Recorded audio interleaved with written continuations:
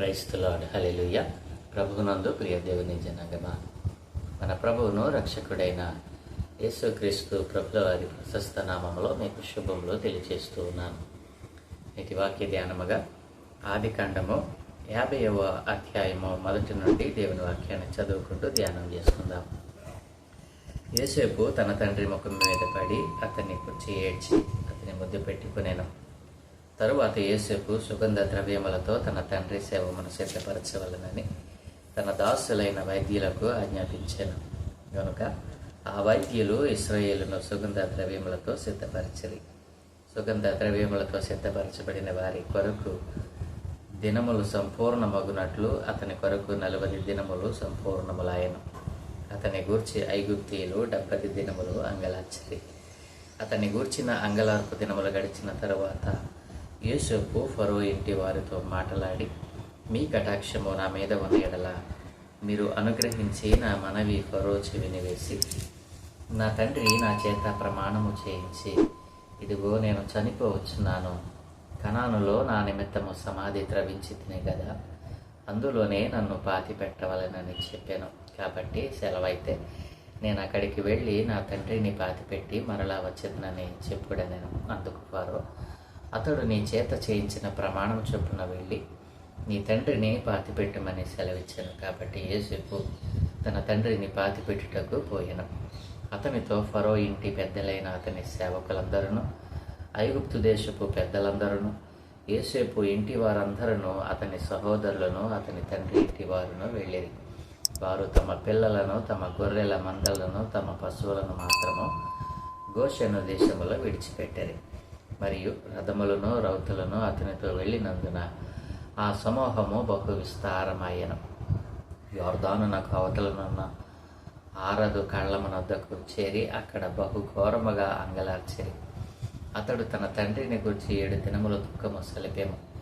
ఆ దేశమందు నివసించిన కనానీయులు ఆరదు కళ్ళమునొద్ద ఆ దుఃఖము సలుపుట చూచి, ఐగుప్తీయులకు ఇది మిక్కటమైన దుఃఖమని చెప్పుకొనిరి గనుక దానికి ఆబేల్ మిస్రాయిము అని పేరు పెట్టబడింది. అది యోర్దానునకు ఆవల ఉన్నది. అతని కుమారులు తన విషయమై అతడు వారికి ఆజ్ఞాపించినట్లు చేసేది. అతని కుమారులు కనాను దేశమునకు అతని శవమును తీసుకుని పోయి మక్పేలా పొలముందన్న గుహలో పాతిపెట్టిరి. దానిని ఆ పొలమును అబ్రహాము తనకు శ్మశానము కొరకు స్వాస్థ్యముగా నుండి నిమిత్తము మమ్రే ఎదుట హిత్తీయుడైన ఎఫ్రోను వద్ద కొనెను. యోసేపు తన తండ్రిని పాతిపెట్టిన తరువాత అతడును, అతని సహోదరులను, అతని తండ్రిని పాతిపెట్ట వెళ్ళిన వారందరూ తిరిగి ఐగుప్తుకు వచ్చిరి. యోసేపు సహోదరులు తమ తండ్రి మృతి పొందుట చూచి, ఒకవేళ యోసేపు మన యందు పగపట్టి మనమత్తు అతనికి చేసిన కీడంతటి చొప్పున మనకు నిశ్చయముగా కీడు జరిగించును అనుకుని యోసేపునకు ఇలాగ వర్తమానము పంపిరి. నీ తండ్రి తాను చావక మనకు ఆజ్ఞాపించినదేమనగా, మీరు యోసేపుతో నీ సహోదరులు నీకు కీడు చేసిరి గనుక దయచేసి వారి అపరాధమును వారి పాపమును క్షమించమని అతనితో చెప్పుడనను. కాబట్టి దయచేసి నీ తండ్రి దేవుని దాసుల అపరాధము క్షమించమని వారు యోసేపుతో ఇలాగ మాట్లాడుచుండగా అతడు ఏడ్చాను. మరియు అతని సహోదరులు పోయి అతని ఎదుట సాగిలపడి, ఇదిగో మేము నీకు దాసులమని చెప్పగా యోసేపు భయపడకుడి, నేను దేవుని స్థానమందున్నానా? మీరు నాకు కీడి చేయ ఉద్దేశించితిరి గాని నేటి దినమున జరుగుచున్నట్లు, అనగా బహు ప్రజలను బ్రతికించున్నట్లుగా అది మేలుకే దేవుడు ఉద్దేశించింది. కాబట్టి భయపడకుడి, నేను మిమ్మను మీ పిల్లలను పోషించుతానని చెప్పి వారిని ఆదరించి వారితో ప్రీతిగా మాట్లాడాను. యోసేపు తండ్రి కుటుంబపు వారును ఐగుప్తులో నివసించారు. యోసేపు 110 సంవత్సరములు బ్రతికెను. యోసేపు ఎఫ్రాయిము యొక్క 3వ తరము పిల్లలను చూచాను. మరియు మనష్షే కుమారుడైన మాకీరునకు కుమారులు పుట్టి యోసేపు ఒడిలో ఉంచబడిరి. యోసేపు తన సహోదరులను చూచి, నేను చనిపోవచ్చున్నాను, దేవుడి నిశ్చయముగా మిమ్మల్ని చూడవచ్చి ఈ దేశముల నుండి తాను అబ్రహాము, ఇస్సాకు, యాకోబులతో ప్రమాణం చేసి ఇచ్చిన దేశమునకు మిమ్మల్ని తీసుకుని పోవునని చెప్పాను. మరి యోసేపు, దేవుడి నిశ్చయముగా మిమ్మల్ని చూడవచ్చును, అప్పుడు మీరు నా ఎముకలను ఇక్కడి నుండి తీసుకుని పోవాలని చెప్పి ఇశ్రాయేలు కుమారుల చేత ప్రమాణము చేయించుకొనెను. యోసేపు 110 సంవత్సరముల కలవాడే మృతి పొందెను. వారు సుగంధ ద్రవ్యములతో అతని శవమును సిద్ధపరిచి ఐగుప్తు దేశం నందు ఒక పెట్టెలో ఉంచారు. ఆమె ప్రభునందు ప్రియ దేవుని పిల్లలారా, చదవబడిన లేఖనం నిమిత్తమే ప్రార్థన చేద్దాం. మమ్మల్ని అనిమిక్కిలిగా ప్రేమించుచున్న మా ప్రియ తండ్రి, గొప్ప దేవానికి వందనాలయ. ఏ మంచి లేని మా బ్రతుకులలో మరొక నూతన దినాన్ని దయచేసినందుకే స్తోత్రాలు. అల్పులము అయోగ్యములు ఎందుకు పనికిరాని వారమయ్యా. ప్రతిదినము దేవునితో అని ఆధ్యాత్మిక కార్యక్రమంలో మీ పరిశుద్ధమైన లేఖనాలు ధ్యానం చేసే భాగ్యం నాకు మా అందరికీ అనుగ్రహిస్తున్నందుకే స్తోత్రాలు చెల్లిస్తూ, ఈరోజు మేము చదువుకున్న ఈ లేఖన భాగాన్ని మా కొరకు దీవించండి. ఈ లేఖన భాగంలో నుండి కొన్ని ఆత్మీయ పాఠాలు వేరే మాకు బోధించి నేర్పించమని యేసయ్య పరిశుద్ధ నామమున ప్రార్థించి వేడుకుంటున్నాను తండ్రి. ఆమేన్. ప్రభునందు ప్రియ దేవుని పిల్లారా, ఆదికాండము 49వ అధ్యాయంలో మరి యాకోబు తన 12 మంది కుమారులను ప్రవచనాత్మకంగా దీవించి మరి మృతి పొందిన తరువాత మరి యోసేపుకు మరి యాకోబు చెప్పిన విధముగా, నన్ను ఐగుప్తులు పాతి పెట్టవద్దు, నేను మరి దేవుని నా పితరులు ఎక్కడైతే స్వాస్థ్యముగా పొందారో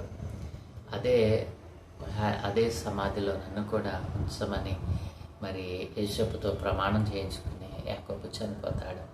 యాకోబు చనిపోయిన తర్వాత 50వ అధ్యాయంలో యోసేపు తండ్రిని గురించి పిలిపించి మరి తండ్రి తన చేత ప్రమాణం చేయించుకున్నటువంటి ఆ విషయాన్ని ఫరోకు చెప్పి మరి తండ్రిని తీసుకుని వెళ్ళి మరి కనాను దేశంలో మరి తండ్రిని పాతి పెట్టడం. ఆ తర్వాత యోసేపు అన్నలు, తండ్రి చనిపోయాడు కదా, మనము అతనికి చేసిన కీడును బట్టి అతడు మన ఎడల పగబట్టి మనలను మరి సంహరిస్తాడేమో అని చెప్పి వారు యోసేపు దగ్గరికి వచ్చి మరి మమ్మల్ని క్షమించు, నీ పట్ల మేము చేసినది తప్పే అని ఒప్పుకోవడం. దానికి యోసేపు చాలా బాధపడడం. మీరు ఒకంతకు ఉద్దేశిస్తే దేవుడు మరొకంతకు మిమ్మల్ని పోషించడానికి నన్ను దేవుడు మరి ఏర్పాటు చేసుకున్నట్టు కనుక భయపడకండి, మరి నేనే మిమ్మల్ని పోషిస్తానని చెప్పి వాళ్ళతో మాట్లాడడం. తర్వాత మరి 110 సంవత్సరములు గలవాడే యోసేపు మృతి పొందడం. యోసేపు కూడా నన్ను ఎక్కడ పాటి పెట్టవద్దు, నన్ను కూడా కనాను దేశంలోనే మరి నన్ను పాతి పెట్టవలనని తన కుమారులతో ప్రమాణం చేయించుకుని సహోదరులతో చెప్పి మరి తాను కూడా మృతి పొందడం 50వ అధ్యాయంలో మనం చూస్తాం. ఇదే పిల్లలారా, ఇక్కడ 50వ అధ్యాయంలో మరి తండ్రి యొక్క కోరికను నెరవేర్చాడు యోసేపు. తండ్రి ఆఖరి కోరిక ఏమిటి? ఐగుప్తు దేశంలో నేను పాతి పెట్టబడకూడదు, కాబట్టి నన్ను తీసుకుని వెళ్ళి నా పితరులు మరి స్వాస్థ్యముగా ఉన్నటువంటి ఆ మక్పేల గుహములోనే నా కొరకు సిద్ధం చేసుకున్నటువంటి ఆ యొక్క మరి సమాధిలోనే నన్ను పాతి పెట్టమని కోరుకున్న కోరికను మరి యోసేపు నెరవేర్చాడు. ఆఖరి కోరికను నెరవేర్చిన వాడిగా యోసేపు కనబడతా ఉన్నాడు. అంతేకాదు మరి భయపడినటువంటి సహోదరుల విషయమై దయగలిగిన మాటలు అక్కడ మాట్లాడుతూ ఉన్నాడు. ఇదేం పిల్లారా, 18వ వచనం నుండి 21వ వచనం వరకు మనం చూసినట్లయితే, మరియు అతని సహోదరులు పోయి అతని ఎదుట సాగిలపడి, ఇదిగో మేము నీకు దాసులమని చెప్పగా, యోసేపు భయపడుకుడి, నేను దేవుని స్థానమందున్నానా? మీరు నాకు కీడు చేయ ఉద్దేశించి తిరిగాని నేటి దినమున జరుగుచున్నట్లు అనగా బహు ప్రజలను బ్రతికించినట్లుగా అది మేలుకే దేవుడు ఉద్దేశించాడు. మీరు నా పట్ల కీడును ఉద్దేశించారు, కానీ దేవుడు దానిని మేలుగా మార్చాడు అంటూ ఉన్నాడు. ఎంత మరి శ్రేష్టమైన మాట అండి. అవును, చాలామందికి మనము కీడు చేయ ఉద్దేశిస్తాం. మరి వారిని మరి ఉన్న పాటున మరి మనం వారిని మరి నాశనం అవ్వాలని కోరుకుంటూ ఉంటాం. మరి వెంటనే వారు పాడైపోవాలని ఆశపడతాం.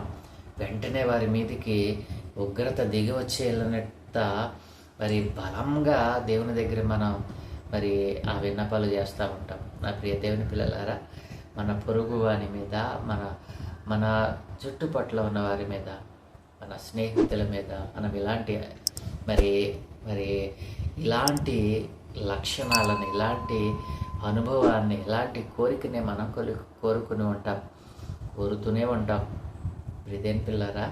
కానీ యేసు యొక్క మరి ఆ ఉన్నతమైనటువంటి మాటను మనం చూసినట్లయితే సహోదరులు ఎంతో భయపడతా ఉన్నారు.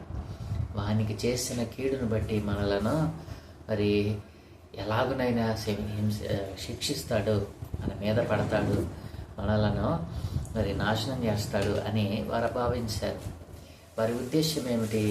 మేము కీడు చేస్తాం కాబట్టి మాకు కూడా కీడు వస్తుంది అని వారు ఉద్దేశించారు. ఇదేం పిల్లరైతే దేవుడు ఆ కీడును మేలుగా మార్చడానికే ఉద్దేశించాడు అని మరి యేసు తన అన్నలతో చెప్పడం ఎంత శ్రేష్టమైన మాట అండి. మన స్నేహితులకు, మన బంధువులకు మన మీద మరి చెడ్డ చూపు చూచిన వారి మీద ఒకవేళ మనం ఎలాంటి ఉద్దేశాన్నే కలిగి ఉన్నావేమో, ఇందాక మనం చెప్పుకున్నట్లుగా వారి వెంటనే నాశనం అయిపోవాలని, వారి వెంటనే పతనమైపోవాలని, వారి వెంటనే కృంగిపోవాలని మనం ఒకవేళ మనకు వారు చేసిన ఆ ద్రోహమును బట్టి మనం ఒకవేళ కోరుకున్నామేమో. కానీ యేసేపు తన అన్నలు చేసిన ద్రోహాన్ని అలా భావించలేదండి. ఇదేం పిల్లరా, మీ ఉద్దేశాలు వేరయ్యా, దేవుని ఉద్దేశాలు వేరు. మీ ఉద్దేశం వేరు, నా దేవుని ఉద్దేశం వేరు అని భయపడకూడి అని వారికి అభయమిస్తూ ఉన్నాడు యేసేపు. ఇట్లాంటి హృదయం ఎప్పుడొస్తుంది? దేవుని మీద ఆధారపడినప్పుడు, దేవుని యందు భయభక్తులు కలిగిన వానికి, నిత్యము దేవుని తోడులో మరి నడుస్తున్న వానికి ఈ యొక్క మరి శ్రేష్టమైన అభయము దక్కుతుంది. నా ప్రియ దేవుని పిల్లలారా, ఎంత శ్రేష్టమైన మాట చూసారా. మీరు నాకు కీడును ఉద్దేశించారు, కానీ దేవుడు దానిని నాకు మరి మీ కొరకే మేలుగా దానిని మార్చాడు. మనం ఒకవేళ మన శత్రువుల మీద మరి మనము కీడును ఉద్దేశించామేమో, దేవుడు వానికి మేలుగా మారుస్తాడేమో. జాగ్రత్త. దేవుని ఉద్దేశాన్ని ఎరగకుండా, దేవుని ఉద్దేశాన్ని మరి గ్రహించకుండా, దేవుని యొక్క ఆలోచన, దేవుని యొక్క మరి ప్రణాళికను, దేవుని చిత్తాన్ని గ్రహించకుండా మనముగా నిర్ణయాలు చేస్తే ప్రమాదంలో పడతాం. నా ప్రియ దేవుని పిల్లలారా, ఒకవేళ నువ్వు కీడుని నీవు నీ పొరుగు వానికి కీడు ఉద్దేశించి ఒకవేళ నీ మనస్సులో అలాంటి భావాన్ని కలిగి ఉన్నావేమో, దేవుడు నీ శత్రువుకు మేలు చేయాలని ఉద్దేశిస్తే ఏమవుతుంది? ప్రియ దేవుని పిల్లరా, కాబట్టి దేవునికి విధేయులవుదాం, శత్రువులను సహా ప్రేమించేవారిగా మారదాం. మరి యేసేపు చేసినటువంటి ఈ గొప్ప కార్యం ఎంత ఉన్నతమైనదండి. దేవుని పిల్లలారా, నేను మిమ్మల్నే కాదు, మిమ్మల్ని మీ పిల్లలను కూడా నేను పోషిస్తాను. మీరు నా పట్ల కీడును ఉద్దేశించారు, కానీ దేవుడు దానిని మేలుగా మార్చాడు అంటూ ఉన్నాడు. అవును, ఈరోజు మనం ఎవరి మీద అయితే కీడు చేయాలని తలపెట్టామో అది వారికే మేలుగా మార్చడానికి దేవుడు ఇష్టపడతాడేమో. జాగ్రత్త. ఎవరికి కీడు తలపెట్టడం మన పని కాదు. కీడు చేయాలని ఉద్దేశించడం తప్పు. మరి యేసేపు ఎలాగున తన సహోదరులను మరి క్షమించగలిగాడు. రోజు మన శత్రువులను, మన పొరుగు వారిని మనం అలాగునని భావిద్దాం. వారి మీదకి మరి శాపమును తెచ్చేవారిగా కాకుండా వారి మీదకి దేవుని ఆశీర్వాదాలు తెచ్చేవారిగా మారదాం. యేసేపు లాంటి బ్రతుకు, యేసేపు లాంటి ఆలోచన, యేసేపు లాంటి భయభక్తులు కలిగిన జీవితం మనం కూడా సంపాదించుకుందాం. దేవుడు ఈ మాటలను మన వెంకటిలో దీవించునుగాక. ఆమె దయగలిగిన మా ప్రియ పరలోకపు తండ్రి, గొప్ప దేవునికి వందనాలయ్యా. యేసేపు కలిగి ఉన్న ఈ మనస్సు మేమను కలిగి ఉన్నట్లుగా సహాయం దయచేయండి. అవును దేవా, మా శత్రువులను అయ్యా వెంటనే పాడవాలని, శత్రువుల మీద నీ ఉగ్రత కుమ్మరించాలని అనేక మార్లు మేము ఉద్దేశించామేమో. అయ్యా, నీ ఉద్దేశము వేరు, నీ చిత్తము తెలుసుకొనకుండా మేము ఆ మాటలను ఉన్నామేమో. దయతో క్షమించి అయ్యా మమ్మల్ని క్షమించమని, మీ చిత్తము మీ ఉద్దేశాన్ని ఎరిగేవారిగా మీ సన్నిధిలో మమ్మల్ని మేము సిద్ధపరచుకోవడానికి, మీ సన్నిధిలో మిమ్మల్ని మేము తగ్గించుకోవడానికి కృప చూపమని. ఈ దినం నాయన ఎవరైతే అలాంటి శత్రుత్వ భావముతో నాయన తగిలిపోతూ ఉన్నారు, వారందరితో మీరు మాట్లాడి శత్రువులను ప్రేమించమని మీరు చెప్పిన మీ వాక్యమును బట్టి, మీ మాటలను బట్టి అయ్యా ఇదిగో తండ్రి మమ్మల్ని మేము సరి చేసుకొని ఆ శత్రువులను కూడా మేము ప్రేమించేవారిగా అయ్యా మా ఉద్దేశాలను నెరవేర్చుకునేవారుగా కాకుండా మీ ఉద్దేశమే మా పట్ల నెరవేరినట్లుగా సహాయం దయచేయమని, అన్ని విషయాల్లో మీరే మహిమ ఘనత ప్రభావాలు పొందుకోమని, ఈ దినం మేము చేయగలనట్టు మీ కను దృష్టి ఉంచి మీ దూతల పంపుతులను గ్రహించి మీరే మహిమ పొందుకోమని యేసయ్య పరిశుద్ధ నామమున ప్రార్థించి వేడుకుంటూ ఉన్నాము తండ్రి. ఆమేన్, ఆమేన్, ఆమేన్.